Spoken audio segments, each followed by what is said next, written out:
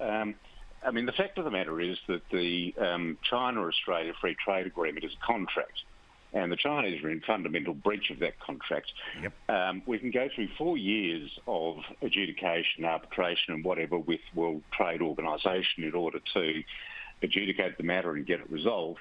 But I think Australia should just say, well, look, actually, you're in breach. We're under no obligation to provide you with any goods or services under the Free Trade Agreement. And the fact of the matter is that you need a high-grade quality iron ore, and quite frankly, we're under no obligation to provide to you any longer, and we're going to provide other countries with a high-grade iron ore under separate contracts, and that's just bad luck. No, well, I appreciate it, Patrick. Thank you, and I look forward to the present, be it presented now or in the new year.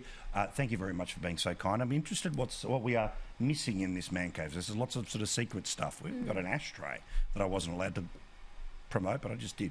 Anyway, Evan, what do you think about the Free Trade Agreement and the fact that clearly China's in breach of it at the moment, and whether a breach of a Free Trade Agreement is a reason for it to be collapsed?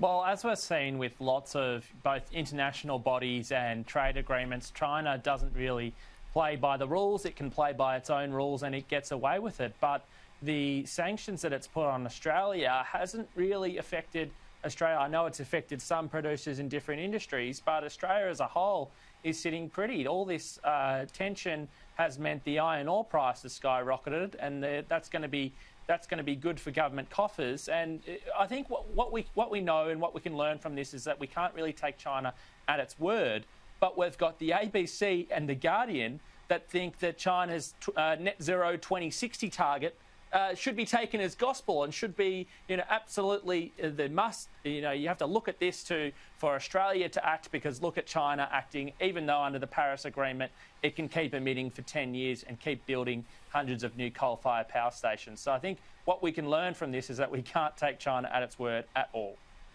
Now, Linda, again, how would you deal with this? Because we understand what the consequences are, and I'm pretty sure we're not at the big red button stage yet in terms of terminating the trade relationship.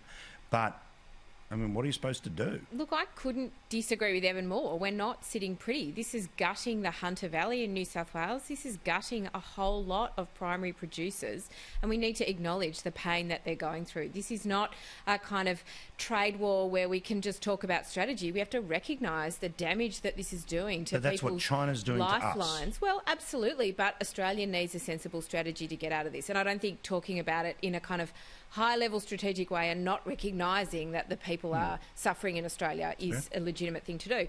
This is hurting China. I mean, for Australia's GDP, it knocks kind of 6-7% off us. For China, it knocks about 0.5%. So that's not insignificant. If you think how many people that is in China, it's a lot of people. It's a lot of their GDP. So it's a conversation we need to have. But the first thing that needs to happen is the Prime Minister needs to get China to pick up the phone. We need to recommence a conversation with them. At the moment, you've got ministers getting up to do a press conference and saying, I've read, X or Y in the newspaper. We need to get that dialogue working again. I think that's the first and most important step. I was interested to see New Zealand saying that they were willing to broker the beginning of conversations again.